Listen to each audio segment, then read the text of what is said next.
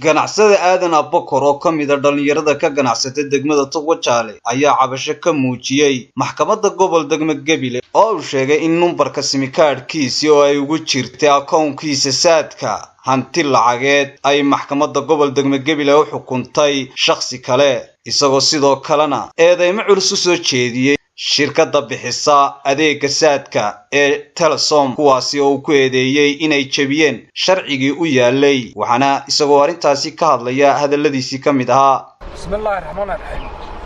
aniga aadan Abakar Axmed oo ganacsado degan Wajaale waxaan cabaareynayaa gudoomiyaha maxkamadda gobol degmo Gabiley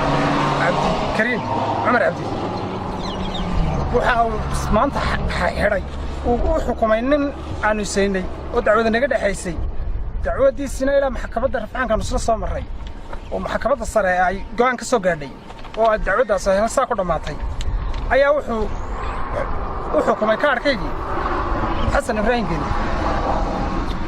kaarkan haro ayaa la iga xidhay muddo dheer buu iga xidhnaa ilaa 4 bilood waxa amar maxkamadeed baa lagu xidhay amar maxkamadeedna waa la igu furay tii lagu xidhay waa taa amarkii la iga xidhay waa taa tii lagu furayna waa taa isla maxkamadda gobol degmo Wajaale ayaa ay soo furtay markii horena iga xidhay waa taa tay igu furtay waxa haddana markii kaarkii la furay uu sameeyay in maxkamadda Gabiley uu ka soo xidho kaarkaygii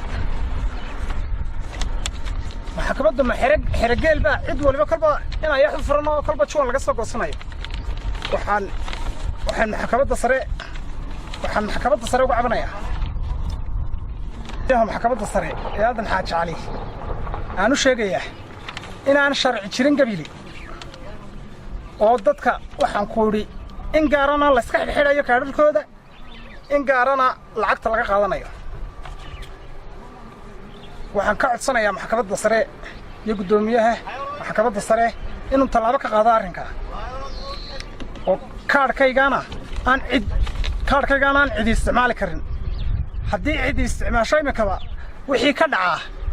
maxkamadda Gabileyda ka mas'uula wallaahi iyo billaahi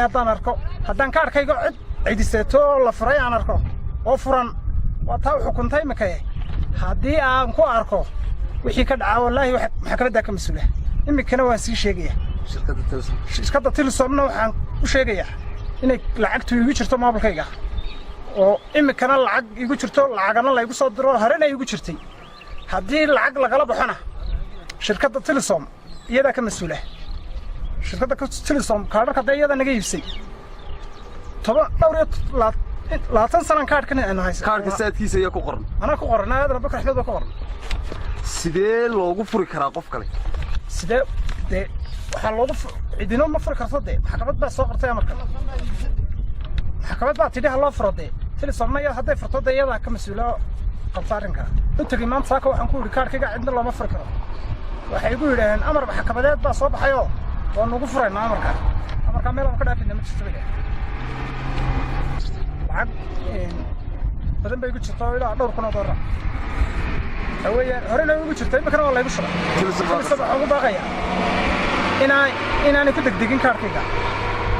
sidoo kale qaar kamid ah dhalinyarada degmada Togwajaale ayaa cambaareeyay falkaasi lagula kacay ganacsade aadan Abakar maanta halkan cambaareyn aad iyo aad uga soo jeedinaya shirkadda Telesom oo lambar shakhsi leeyahay lambarkii shakhsigu lahaa u duudsiyaysan nin lacag leh dadku hadday kala lacag leeyihiin ninkani xaq wuxuu u leeyahay lambarkiisa labada nin hadday is hayaanna sharci baa jiro ku soo kala bixi karaan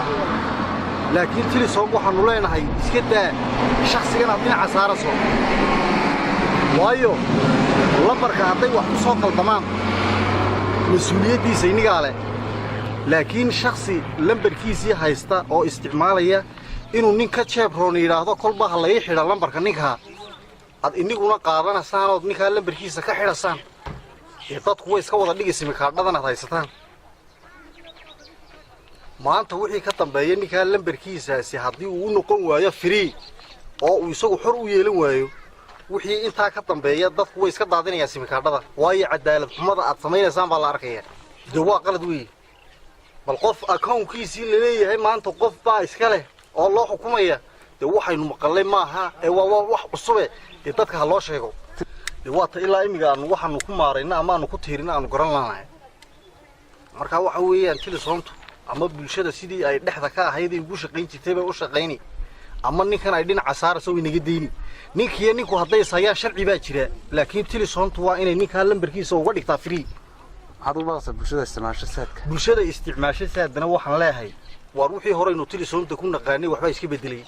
marka dadku ha ogaadaan baan leeyahay waayo nin muwaadina oo lambarkiisa haysta in maalin walba la yiraahdo hebel baa lambarkaagii loo xidho dhisaysaan iyo wax aqliga geliya ma hebel hadday sayaan sharci baa jiradii laakiin sharcigu ma in ay yaxbu jeebka ugu jira modelka inagii lambarkiisaas waxaanu leenahay haddaan nahay dhalinyarta annagu haddii in ay yax la duulsiiyay sida aanu kan uga hadlayna uga hadlahay in ay yaxiye inankani hadday sayaan de sharci baa jira laakiin Telesoomta waxaanu leenahay dee malaha sheeko cusub aad bilowday nimiga marka waxaanu leenahay waxa siyaanaan mar damba maqlin